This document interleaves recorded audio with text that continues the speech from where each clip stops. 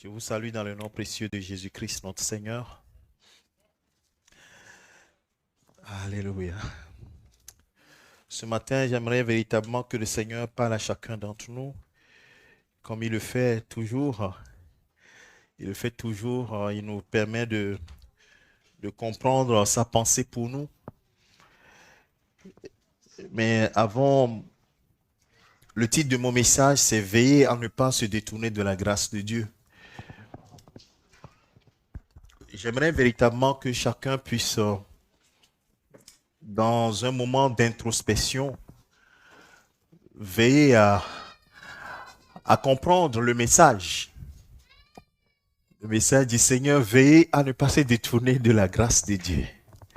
La question c'est, est-ce qu'on peut se détourner de la grâce de Dieu?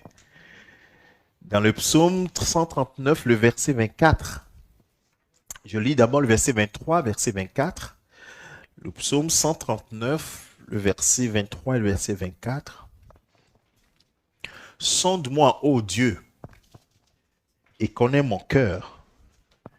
Éprouve-moi et connais mes pensées. Regarde si je suis sur une mauvaise voie et conduis-moi sur la voie de l'éternité. Amen. Le psalmiste, en l'occurrence David, demande que le Seigneur sonde son cœur.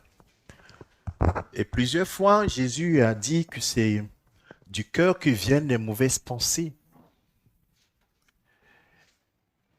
Et dans les proverbes, on nous dit, veille sur ton cœur plus que tout ce que l'on peut garder. Dans le psaume, Proverbe chapitre 4, verset 23, garde ton cœur plus que toute autre chose, car de lui viennent les sources de la vie. Bien-aimés, ce matin, je voudrais, comme un prophète, sonner encore la trompette du réveil dans la vie de chaque personne, du réveil dans la vie de chaque frère et de chaque sœur. Et ce réveil passe par le fait que nous fassions attention, nous prenions garde. Le thème sur lequel je vais parler ce matin est tiré de Hébreux chapitre 12. Je vais lire du verset 15 au verset 17. Il dit, veillez. Moi, j'ai titré comme étant une action. Ici, l'apôtre, l'auteur de l'épître aux Hébreux dit, il parle aux chrétiens, à ceux qui se disent chrétiens, enfants de Dieu, veillez à ce que personne ne se prive de la grâce de Dieu, à ce qu'aucune racine d'amertume poussant des rejetons ne produise du trouble et que plusieurs n'en soient infectés. Et si vous voyez dans vos Bibles, au moins point virgule,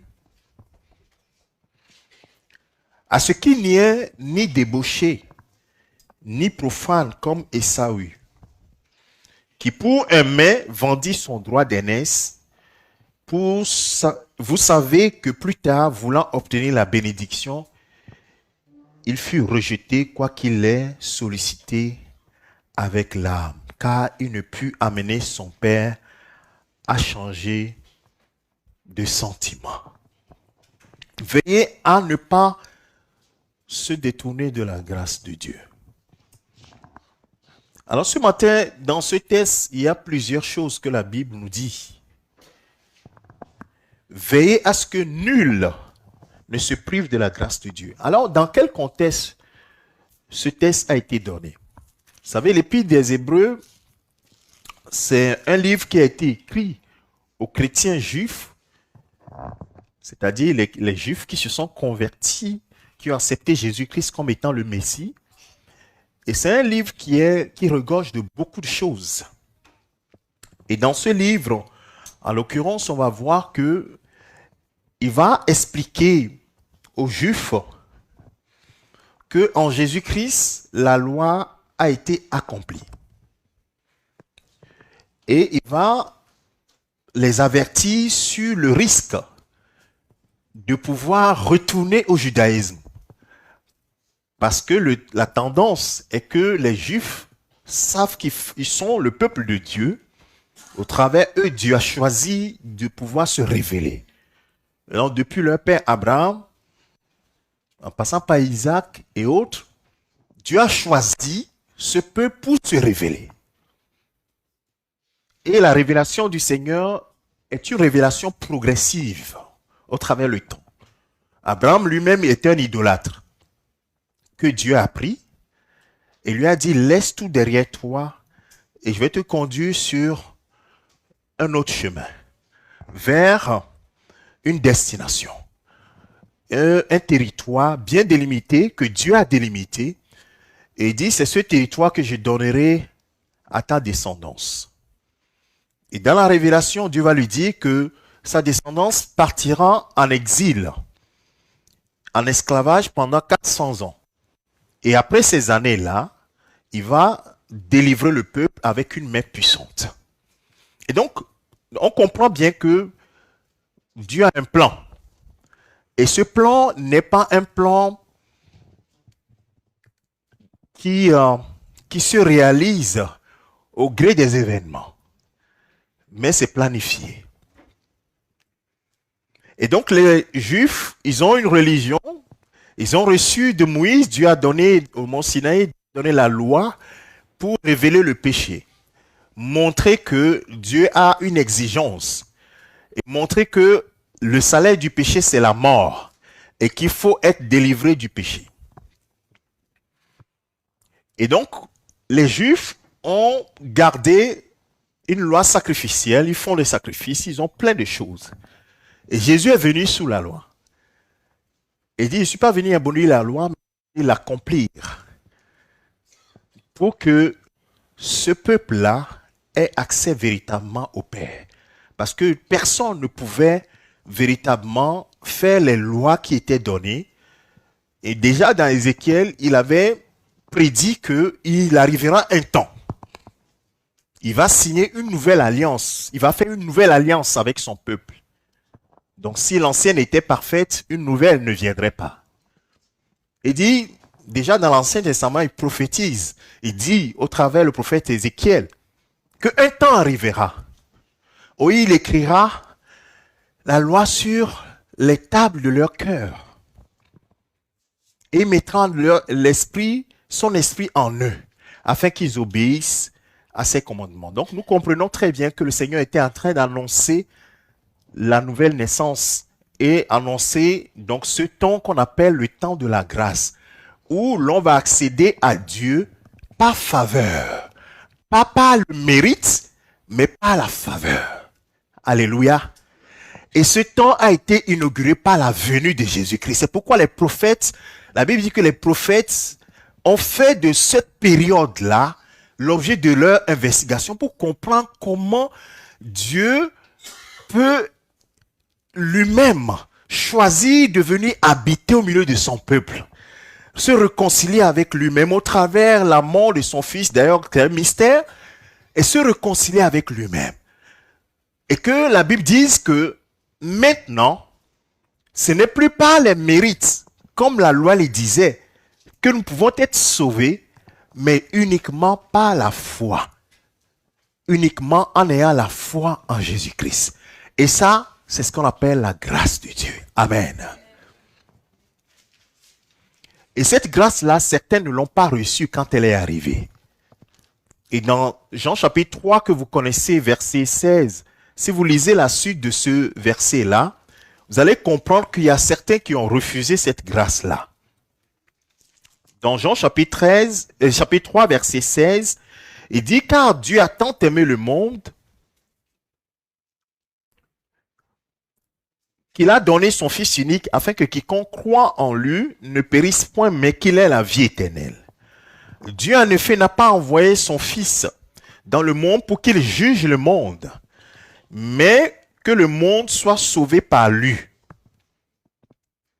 Celui qui croit en lui n'est point jugé, mais celui qui ne croit pas est déjà jugé, parce qu'il n'a pas cru au nom du Fils unique de Dieu. Et ce jugement, verset 19, c'est que la lumière est venue, étant venue dans le monde, les hommes ont préféré les ténèbres à la lumière, parce que leurs œuvres étaient mauvaises. Oh, la lumière est venue, mais il y a des gens qui vont choisir de demeurer dans les ténèbres. Alors, ceux qui ont accepté la parole, la Bible dit que Dieu leur a donné le pouvoir de devenir enfants de Dieu. Et donc, je disais tantôt que l'Épître aux Hébreux a été écrit justement à ces chrétiens, c'est-à-dire ceux qui ont accepté Jésus-Christ comme le Messie, venu sauver le monde, venu les sauver, et ils sont devenus des chrétiens. Mais alors, pourquoi l'auteur de l'Épître aux Hébreux va leur dire, faites attention, veillez. Lorsqu'on dit veiller, nous devons comprendre ce que cela veut dire.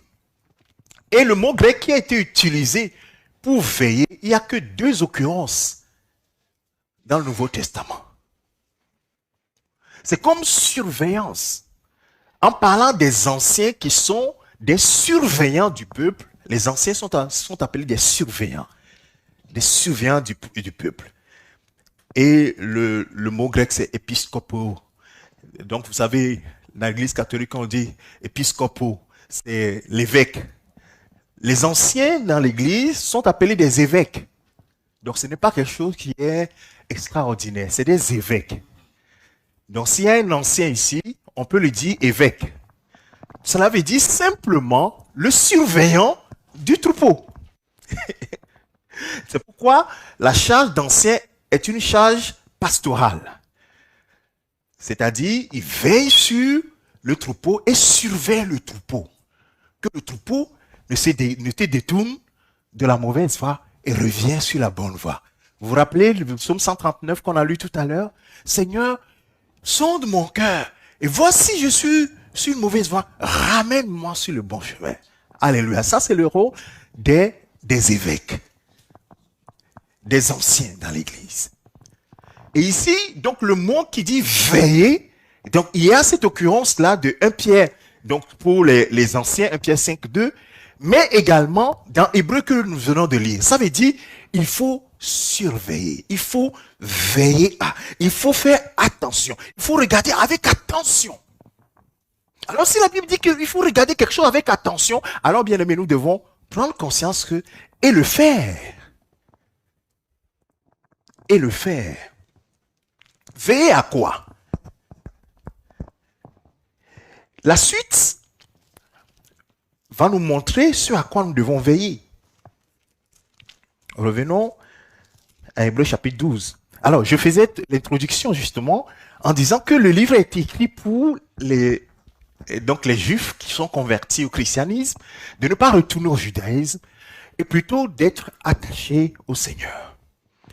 Et vous savez que l'Épître aux Hébreux nous a montré, et justement pour fortifier ces Hébreux, ces chrétiens-là, juifs, il va leur parler de leur père. C'est là où on va parler de la vie de foi. La foi d'Abraham, la foi de Moïse, la foi de tel, la foi d'Enoch, la foi de tel, la foi de tel. Et eux, ils comprennent. Parce que nous, on ne les connaissait pas. Eux, ils les connaissent. Donc c'est pourquoi l'Épître aux Hébreux a parlé de cela. Que la foi, c'est une ferme assurance des choses qu'on espère et la démonstration de celles qu'on ne voit pas. Hébreux chapitre 11, verset 1. Donc tout cela, c'est dans le but de faire quoi? De les fortifier à ne pas se détourner de la foi, qui est la chose la plus essentielle, la foi en Jésus-Christ. Tout le reste nous détournera, ou bien détournera ces chrétiens-là de ce que Dieu a choisi de faire, c'est-à-dire d'inaugurer une nouvelle ère, l'ère de la grâce, l'ère de la faveur imméritée. Alors pourquoi ces chrétiens-là doivent faire attention? Je reviens sur le texte. Il dit, veillez à ce que nul de vous, Hébreux chapitre 12, veillez à ce que personne ne se prive de la grâce de Dieu. Alors, on peut se priver de la grâce de Dieu. Parce que ce n'est pas un texte qui est envoyé au monde. C'est envoyé justement à ceux qui se disent chrétiens. Il dit, veillez ou bien surveillez attentivement votre façon de marcher pour ne pas vous priver. C'est vous-même, Dieu ne vous prive pas. Mais vous-même, vous pouvez vous priver de la grâce de Dieu. Alors, il faut faire attention. Il faut se dire, il y a un message important que la Bible veut nous enseigner par là. Alors, Tite, l'apôtre Paul va envoyer une lettre pour comprendre l'importance de la grâce de Dieu. Pour nous, les chrétiens, ou bien les enfants de Dieu en général, lisons Tite chapitre 2. J'ai eu une fois à prêcher sur ce texte-là qui m'avait beaucoup... Bon, pas que maintenant ça ne me touche pas, mais regorge des choses qui sont assez claires. Tite chapitre 2, verset 11 au verset 14. Il dit, car la grâce de Dieu, source de salut pour tous les hommes, a été manifestée. Cette grâce a été manifestée comment? En la personne de Jésus-Christ. La Bible dit dans Isaïe chapitre 53, c'est de notre douleur qu'il s'est chargé, nos souffrances qu'il a portées, nos péchés là, il a porté dans son corps sur le bois. Et le châtiment qui nous donne la paix est tombé sur lui. Et c'est pas ces sûr que toi et moi, nous sommes guéris. Et c'est une grâce que quelqu'un a payée pour toi. C'est pourquoi la Bible dit qu'il n'y a plus de condamnation pour toi qui es en Jésus-Christ. Donc, c'est une grâce. Et cette grâce a été manifestée en la personne de Jésus-Christ. Il faut absolument que quelqu'un meure. Et il est mort à la croix pour toi. Et donc, si cette grâce a été manifestée, alors quelle est la conséquence? Alléluia. Ça ne peut pas être sans contrepartie. Bien sûr, tu vas me dire, la grâce, c'est justement une faveur sans contrepartie. Mais la grâce va nous enseigner quelque chose, en fait. La grâce va t'enseigner quelque chose, et c'est sur ça que tu dois veiller. Tu dois veiller à ça. Et la grâce de Dieu, source de salut pour tous les hommes, a été manifestée, et elle nous enseigne deux choses. On peut nous l'afficher? Elle nous enseigne deux choses. À renoncer à l'impiété et aux convoitises mondaines.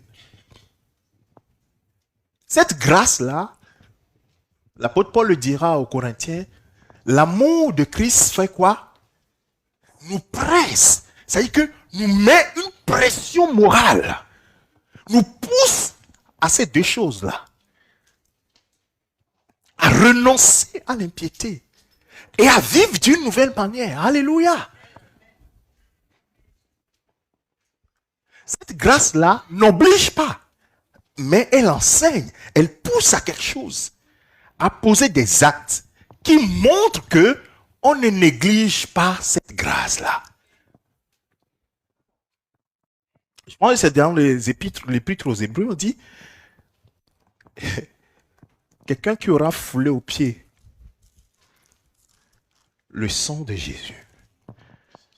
Et, bien aimé, celui-là, il a des gros soucis.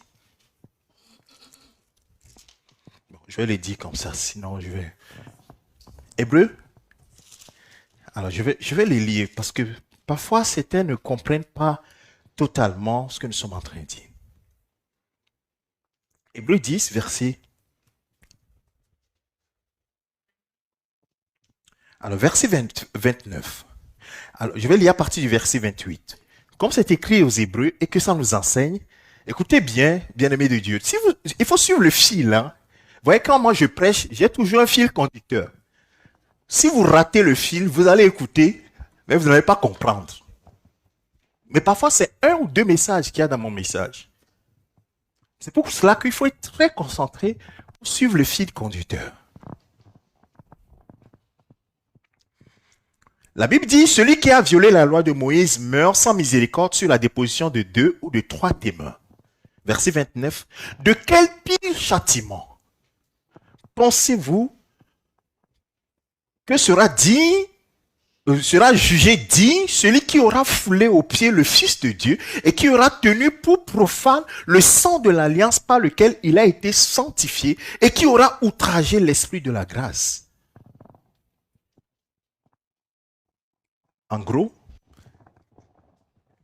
que personne, comment vous pouvez imaginer que quelqu'un qui se sera privé de cette grâce de Dieu, quel pire châtiment cette personne aura devant Dieu. C'est juste une parenthèse. Elle dit que la grâce de Dieu, source du salut, nous enseigne deux choses. À renoncer à l'impiété. C'est-à-dire que à banaliser les choses de Dieu. À fouler aux pieds les choses de Dieu.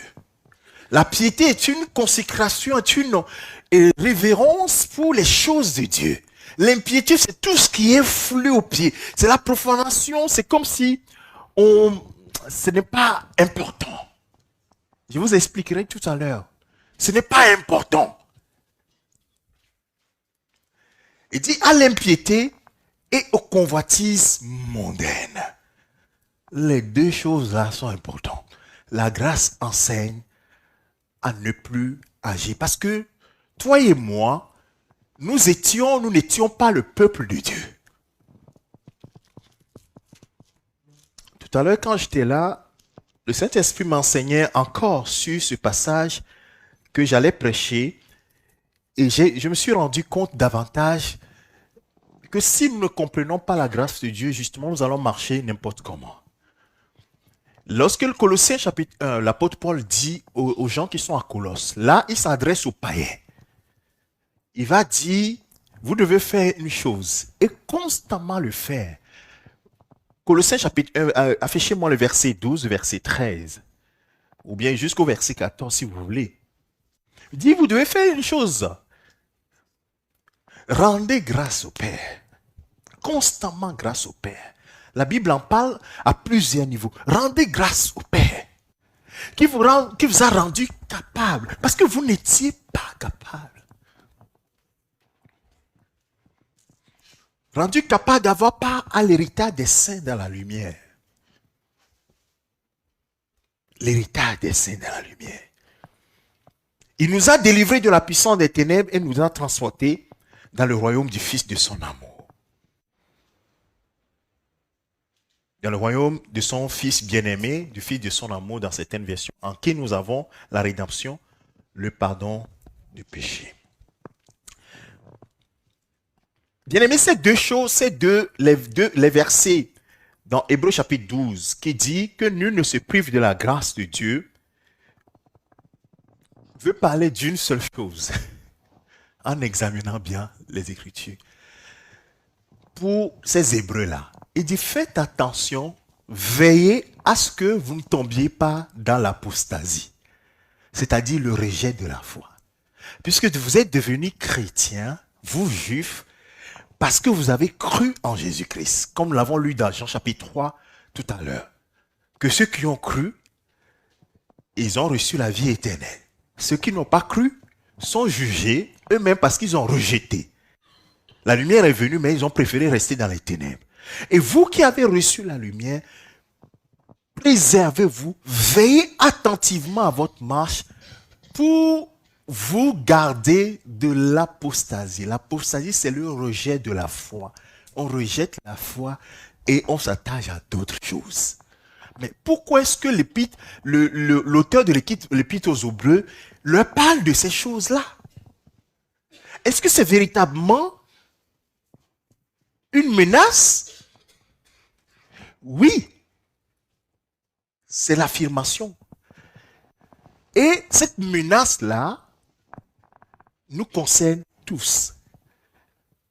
Juifs, non-juifs, comme l'apôtre Paul dit aux Romains, il dit, juifs ou non-juifs, ils ont tous un même Seigneur qui est riche pour tous ceux qui l'invoquent. Et donc, juifs ou non-juifs, il y a une même menace qui pèse sur chacun d'entre nous. Vous voulez connaître la menace? Vous voulez connaître la menace? La menace, c'est l'apostasie. La menace, c'est le rejet de la foi. Mais vous allez me dire, mais comment c'est possible? Moi qui suis chrétien, comment je vais rejeter la foi? Je vais abandonner de la foi. Comment c'est possible? Oui, c'est possible. 1 Timothée chapitre 4. Lisons quelque chose là.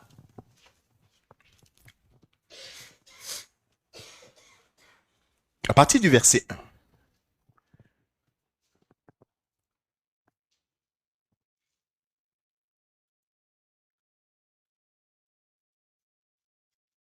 Bien aimés, faisons attention. Quand la Bible dit veille, regarde très bien et ne te dis pas, bon, moi je ne suis pas consigné. Nous sommes tous consignés. Il dit que l'Esprit dit expressement. Ça veut dire que tu le crois ou que tu ne le crois pas, c'est ça. C'est l'Esprit de Dieu qui le dit. Et il ne va pas se tromper. Et qu'est-ce que l'Esprit dit? Que dans les derniers temps, qu'est-ce qui va se passer?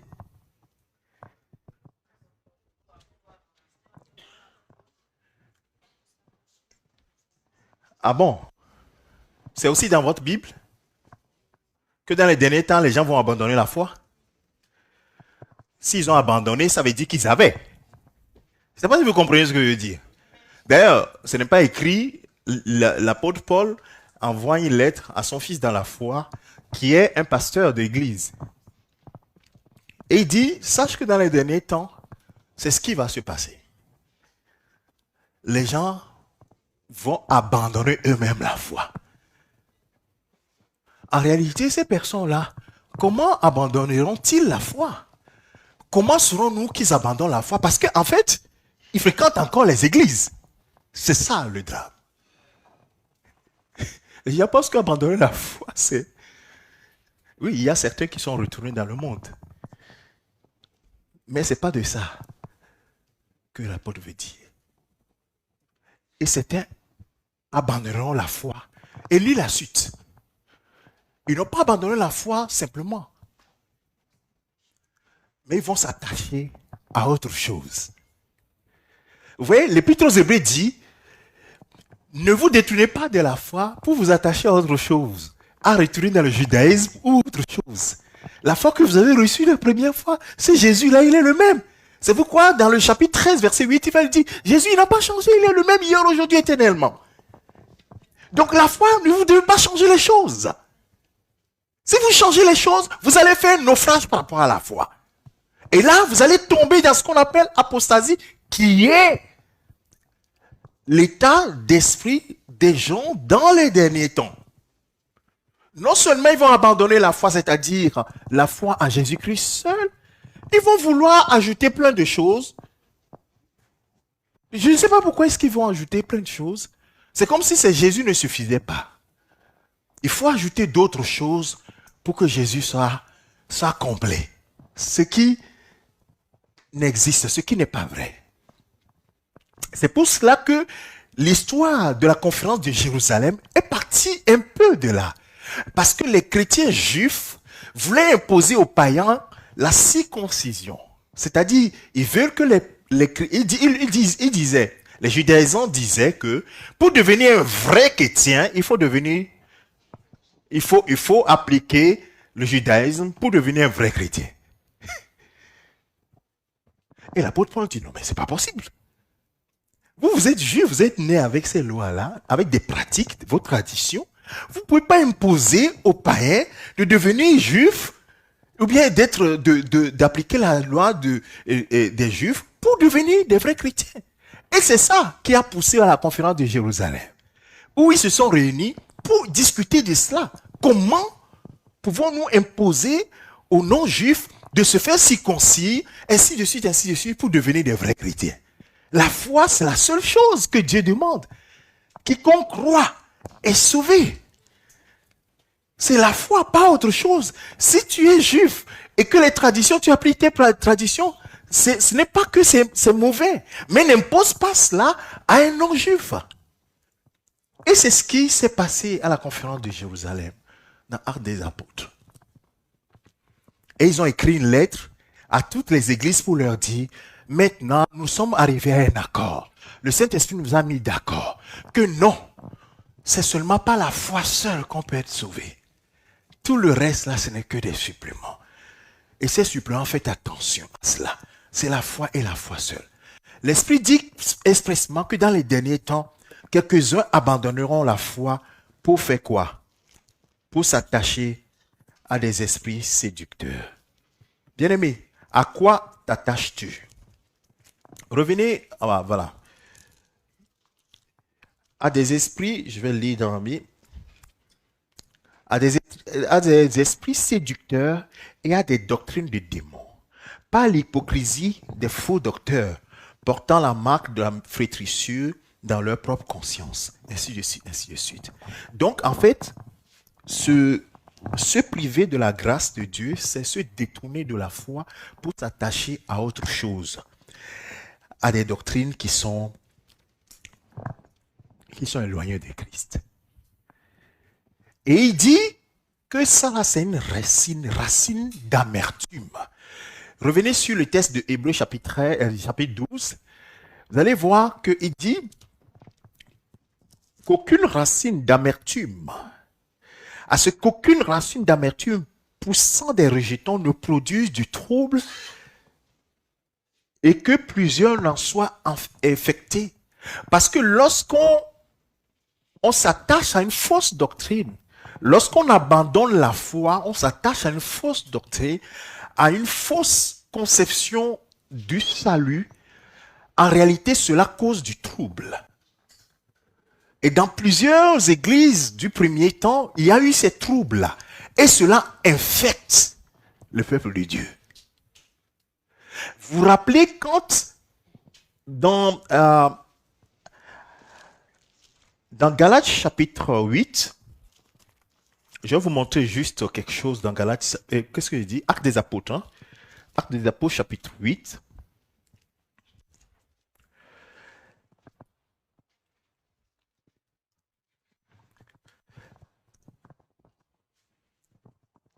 Vous vous rappelez que c'est Philippe. Philippe, c'est l'un des diacres qui avait été choisi dans la première église, l'église de Jérusalem. Et quand il y a eu la persécution, ils se sont tous dispersés. Et la Bible dit que Philippe, lui, il partait, il est allé vers la Samarie et il a annoncé l'évangile. Et les gens ont été vraiment touchés par la parole, ils ont reçu Christ. Amen. Et la Bible dit que dans cette ville, il y avait un magicien qui s'appelait Simon. Malheureusement, dans la Bible, son nom est resté. Ça est Simon le magicien. On dit que Simon le magicien, lui aussi, il a cru. Alors, donc dites-moi si Simon a cru, donc ça veut dire que tout va bien. Mais ce qui va se passer, c'est que Simon ne quittait pas Philippe et les autres, donc il est devenu frère en Christ. Simon est devenu frère en Christ. Simon le magicien est devenu frère en Christ. Donc tout le monde témoignait que Simon a reçu Jésus-Christ comme son Seigneur, son Sauveur. Mais quelque chose va se passer. Quelque chose était dans le cœur de Simon que personne ne savait, que Dieu seul sait et que Dieu va révéler. C'est que quand les apôtres sont venus, Pierre et Jean sont venus, ils ont imposé la main aux gens parce qu'ils n'avaient pas encore reçu le Saint-Esprit sur eux. Et ils ont été remplis du Saint-Esprit, ils ont parlé à langue. Et là, Simon va se réveiller, va dire, ah, moi aussi je veux cette puissance-là. Et il prend l'argent pour aller donner à Pierre, pour que Pierre puisse lui donner la même puissance. Donc ce que je suis en train de dire, c'est dans Actes des Apôtres, chapitre 8, hein, à partir du verset 27 et 17 et autres. Alors Pierre va lui dire quoi? Que ton argent périsse avec toi, puisque tu as cru que le don de Dieu s'acquérait à prix d'argent. les gens pensent que, je te répète, Simon le magicien a cru en Jésus-Christ. C'est un sujet de joie à Samarie, vous comprenez? Mais Simon le magicien n'avait pas un cœur droit devant Dieu, c'est ça le problème. Et ça, son attitude va le démontrer. L'apôtre Pierre dit que ton argent périsse avec toi, puisque tu as cru que le don de Dieu s'acquérait à prix d'argent. Il n'y a pour toi ni part ni lot dans cette affaire, car ton cœur n'est pas droit devant Dieu. Répands-toi donc de ta méchanceté et prie le Seigneur pour que, la pensée de ton cœur te soit pardonnée s'il est possible. Car je vois que tu es dans un fiel amer et dans les liens de l'iniquité. Ah, Simon le magicien, tu as cru, mais tu es dans un fiel amer et tu es dans les liens de l'iniquité.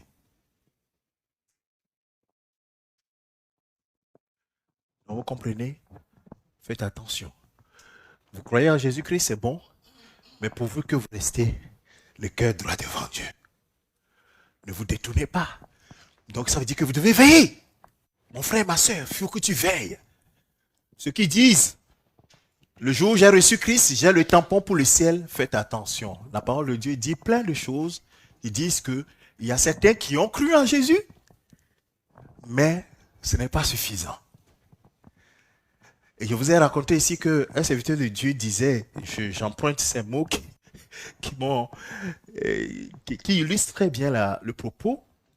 Il dit, c'est une chose de connaître la reine d'Angleterre. Quand on dit reine d'Angleterre, tout le monde la connaît. Maintenant, elle est décédée. Mais c'est une autre chose que la reine te connaisse.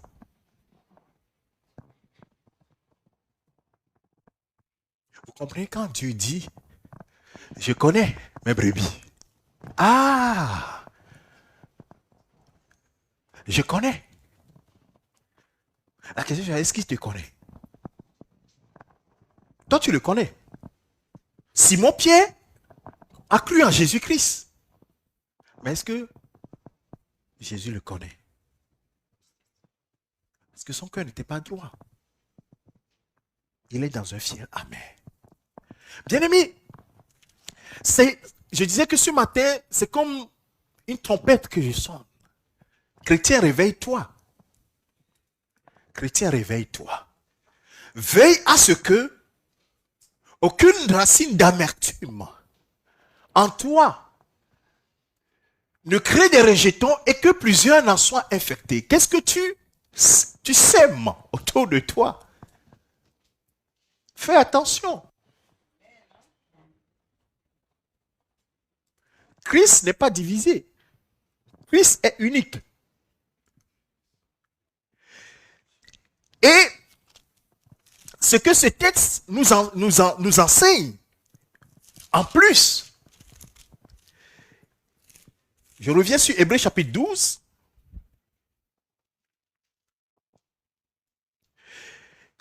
À ce qu'il n'y ait ni débauché, verset 16, ni profane comme Ésaü. Alors, quand on lit le texte, on a l'impression que c'est détaché. Ce n'est pas du tout détaché.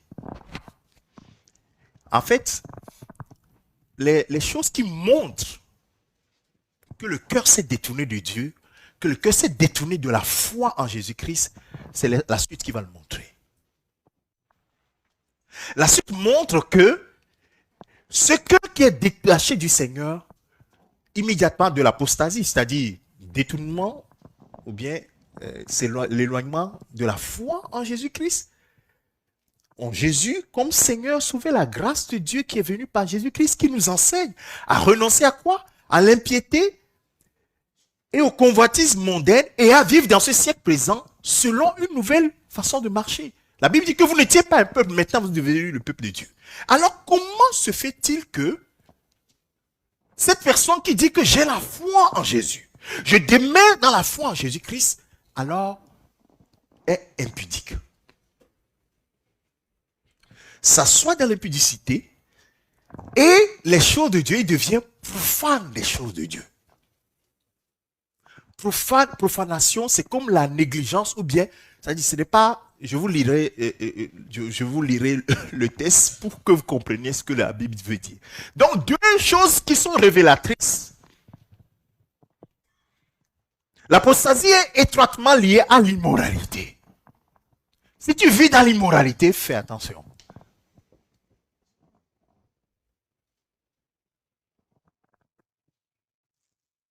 Quelqu'un qui se dit chrétien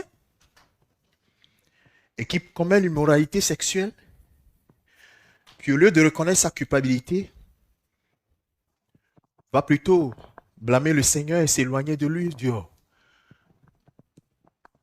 Dieu même sait que je suis faible, l'esprit est bien disposé, mais la chair est faible. Et l'apostasie, l'éloignement, le renoncement de la foi est aussi lié à l'impiété que j'ai lu dans Tite, chapitre 2. Et l'impiété, la profanation, s'est produite avec Ésaü. On va lire ça dans Genèse.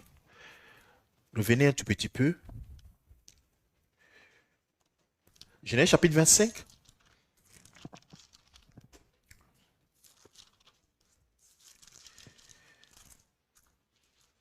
Bien-aimé, c'est bien de connaître Christ. Qu'est-ce que j'ai dit? Genèse chapitre 15. Attendez, que je puisse trouver. Chapitre 25, c'est bon, c'est bien. Qu'est-ce que tu as mis? Genèse chapitre 25, verset 27, oui. On parle ici de Jacob et d'Ésaü. Est-ce que quelqu'un peut prendre le micro pour le lire? Quelqu'un prend le micro pour lire, s'il vous plaît?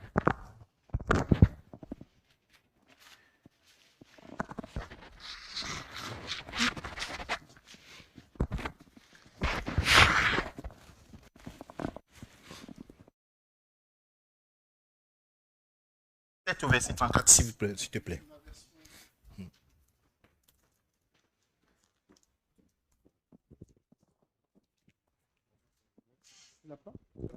Je lis la parole de Dieu. Écoutez attentivement. Genèse 25, verset 27. Les garçons grandirent.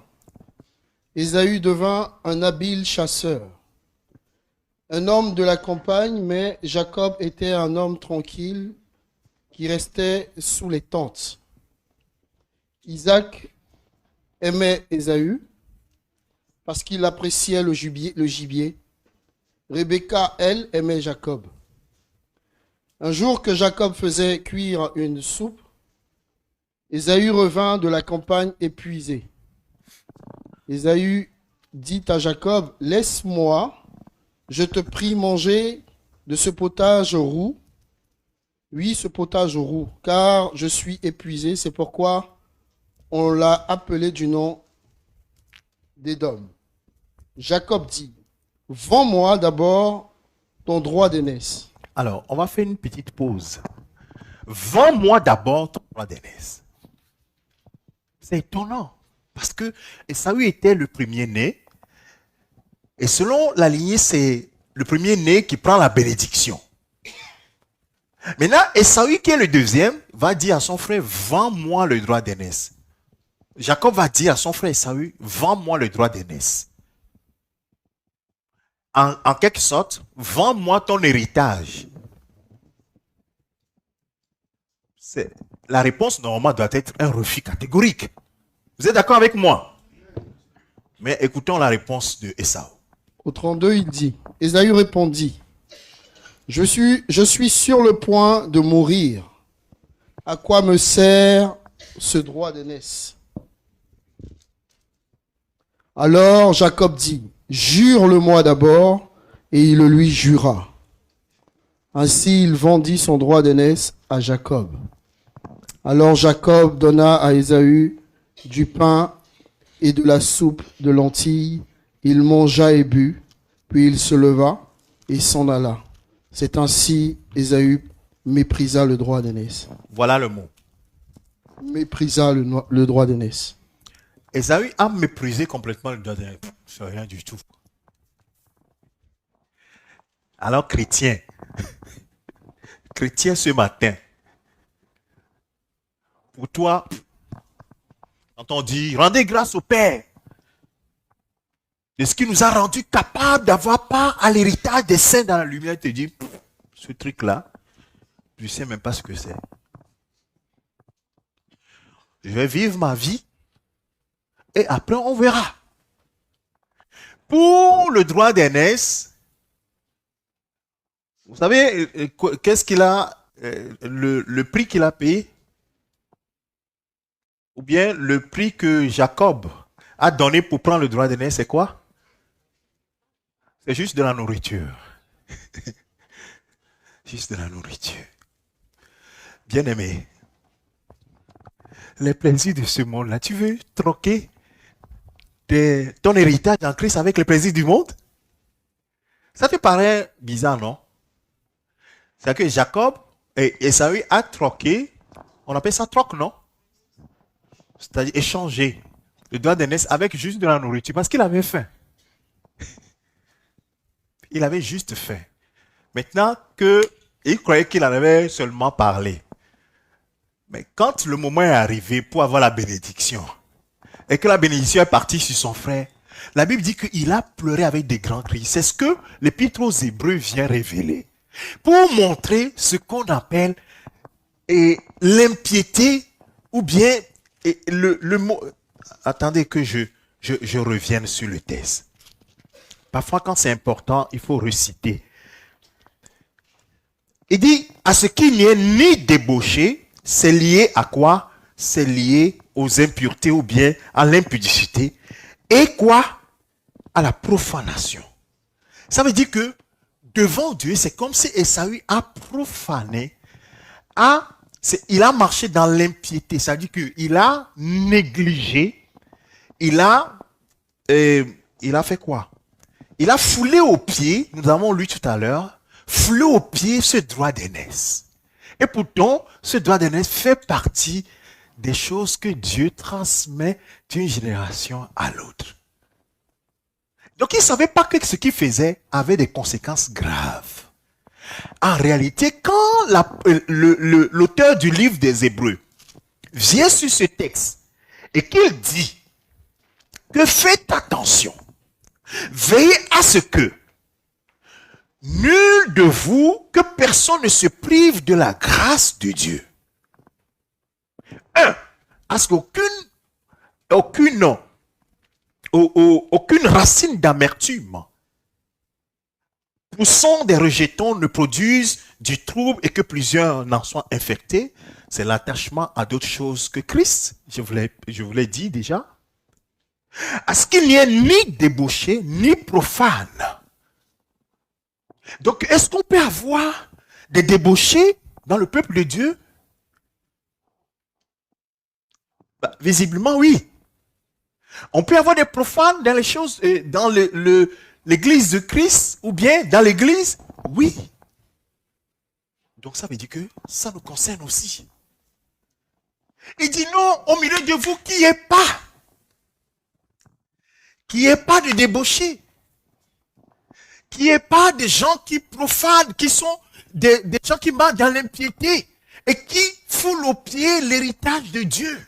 L'héritage que nous avons eu avec les saints, Colossiens chapitre 1. Rendez grâce au Père qui vous a rendu capable d'avoir part à l'héritage des saints dans la lumière. Et les Écritures nous disent que vous qui n'étiez pas un peuple, maintenant vous êtes le peuple de Dieu. Vous qui n'aviez aucun droit, maintenant vous êtes devenus des enfants de Dieu. La Bible dit que nous sommes devenus quoi? Des héritiers de Dieu. Et quoi? Et co-héritiers avec Christ. Alors, mon frère, je te pose une question directe. Comment veilles-tu sur l'héritage que le Seigneur t'a réservé? Comment veilles-tu? J'ai dit que veiller là, dans le texte grec, deux occurrences. Veiller, c'est surveiller comme de l'huile sur le feu. comment veilles-tu sur l'héritage que le Seigneur t'a donné? Marcher dans la débauche, c'est ne pas comprendre cette grâce de Dieu. Marcher dans la profanation, c'est de ne pas comprendre ce que Christ a payé, compris. C'est pourquoi il dit, veillez à ce que toutes ces choses-là ne soient pas là.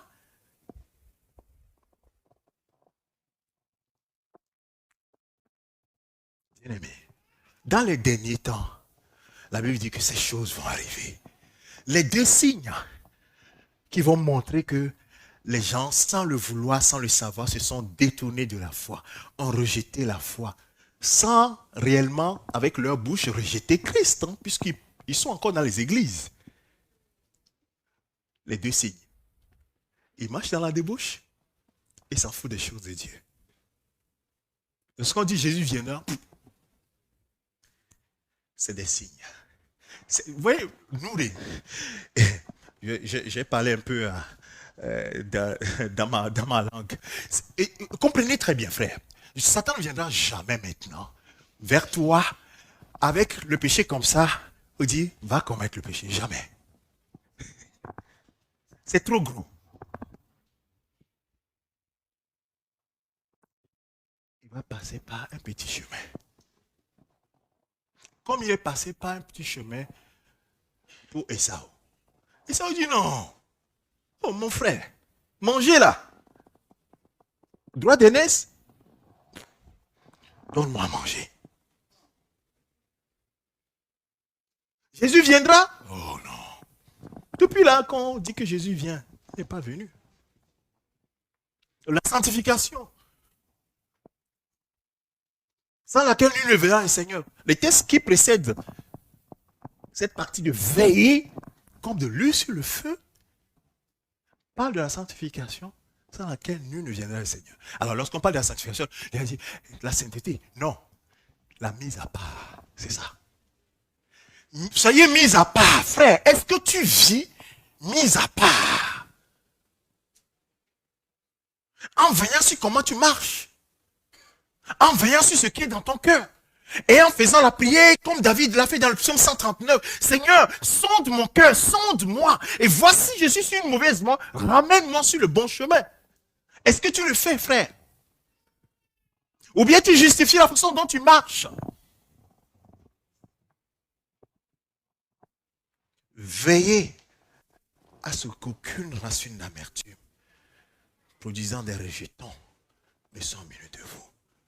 C'est simplement de dire que veillez à ce que l'apostasie ne soit pas au milieu de vous.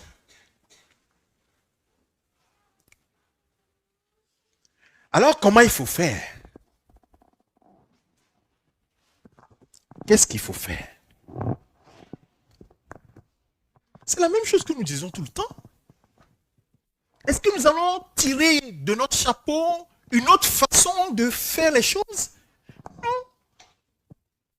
C'est la même chose que la Bible dit chaque fois.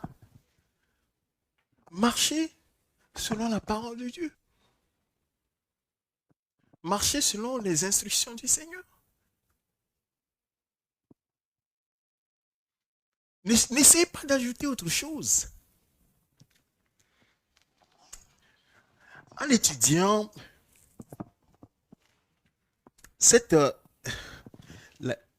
il dit la débauche ou bien l'impudicité,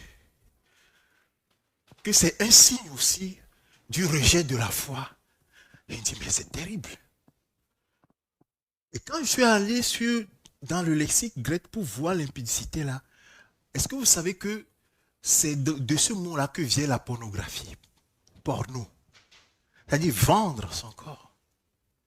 Ésaïe a vendu son droit d'aînesse. Donc l'impudicité, c'est comme la personne vend son corps, qui est maintenant le temple de Dieu.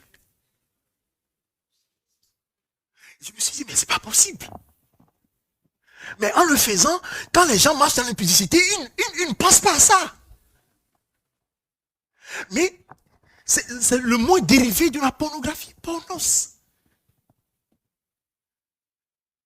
C'est quand tu vends ton corps pour des futilités, des plaisirs de ce monde. Et Esaü, pour seulement remplir son ventre, et même la fin là, s'il dit, tous les jours tu vas me donner à manger, au moins on aurait compris. Mais c'est juste, donne-moi à manger. J'ai faim, j'ai faim. Droit d'aînesse, prends, donne-moi seulement à manger. Bien-aimés, c'est ce que nous sommes en train de faire. Nous ne voyons pas la valeur de ce que Christ a fait pour nous. La grâce de Dieu, source de salut, a été manifestée. Titre chapitre 2. Et nous ne devons pas vilipender cela. L'apôtre Paul dit aux Corinthiens, mais ne savez-vous pas? Vous devriez savoir que vous ne vous appartenez plus. Quelqu'un a payé le prix pour vous racheter. Et que votre corps maintenant est le temple de Dieu, le temple du Saint-Esprit. Et si vous vendez le temple de Dieu, vous vous rappelez ce qu'il a dit? Celui qui détruit le temple de Dieu sera... C'est pas moi qui le dis. Mais quand on lit ces choses, on dit, mais c'est sévère, on ne comprend pas. Mais en réalité, c'est de ne pas, c'est juste négliger ce que Dieu nous a confié. Il dit, maintenant, je t'ai racheté, tu es devenu ma propriété. Et tu dis, Dieu, je suis devenu ta propriété? Mais non, Dieu, je m'appartiens à moi-même. Laisse-moi diriger ma propre vie. Laisse-moi faire mes propres choix. C'est pourquoi l'apôtre Paul dit aux Romains, si vous marchez selon la chair, qu'est-ce qui va se passer? Vous mourrez. Parce que vous allez vilipender la grâce de Dieu, vous allez fouler aux pieds les choses de Dieu. Oh, frères et sœurs. La grâce de Dieu, source du salut, a été manifestée.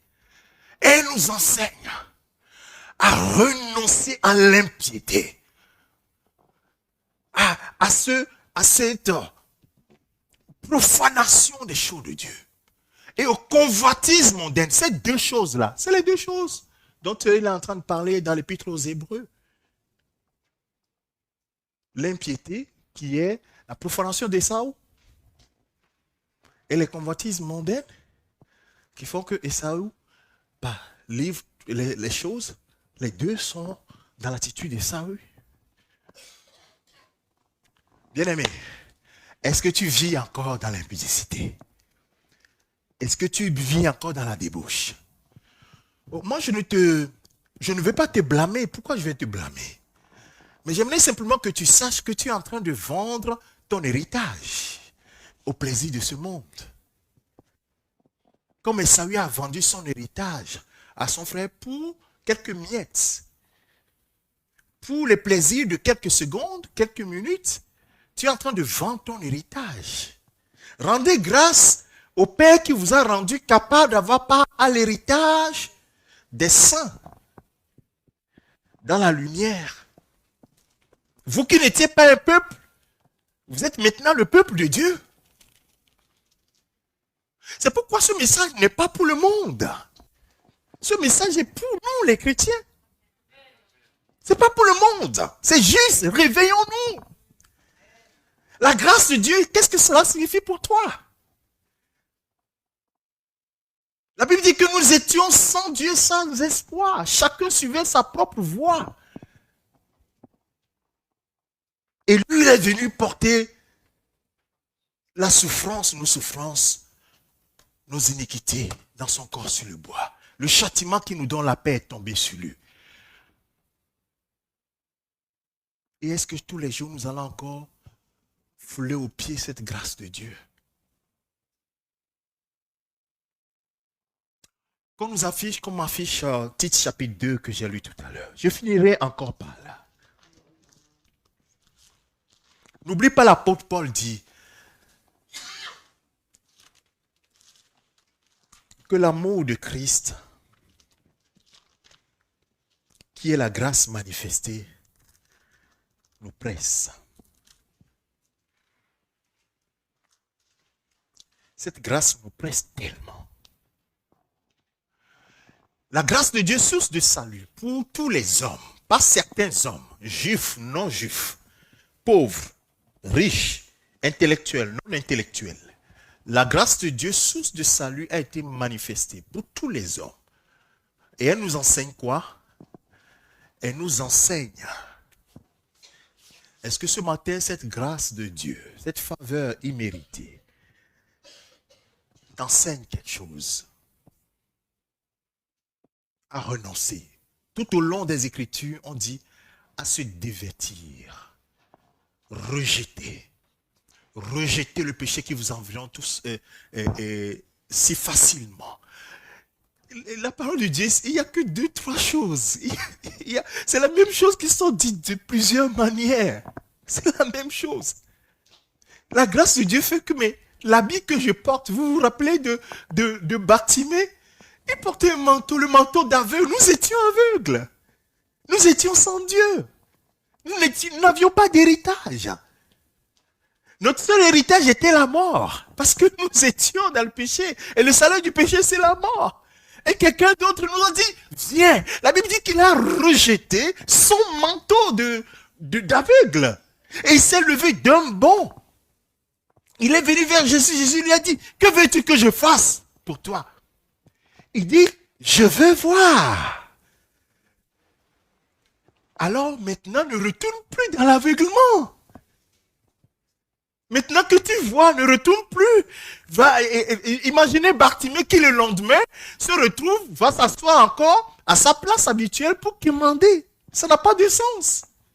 Ça n'aura pas de sens, vous comprenez? Le Seigneur nous a changé de place. Et même la Bible donne une position extraordinaire à toi et à moi. On dit que nous sommes assis avec Christ dans les lieux célestes. Ça veut dire que je suis assis à côté, avec Jésus dans les lieux célestes, à côté du Père, et puis je commets l'impudicité à côté du Père. Ça veut dire que j'ai complètement ignoré ma position. Et dit, cette grâce-là nous enseigne quelque chose. Les gens disent, oh, maintenant que nous sommes dans la grâce, nous pouvons faire tout ce que nous voulons. Non, tu n'as rien compris. Parce que la grâce, justement, te presse. Tu ne peux plus vivre comme tu vivais avant. C'est la grâce qui fait ça. L'amour de Dieu manifesté en Jésus-Christ. Quelle est la grâce manifestée? À renoncer à l'impiété, au convoitise mondaine et à vivre. On renonce et on vit. On renonce et on vit. Si tu ne renonces pas, tu ne peux pas vivre. Si tu ne meurs pas, tu ne peux pas vivre. Si tu ne rejettes pas ton ancien habit, tu ne peux pas revêtir le nouvel habit. Je suis désolé, mon frère, ça ne marche pas comme ça. Avant de venir ici, je crois que les habits de travail, pour ceux qui sont peut-être mécaniciens ou tes habits sales là, c'est avec ça que tu es venu ici ce matin? Pourquoi tu les as enlevés? Si c'est sale.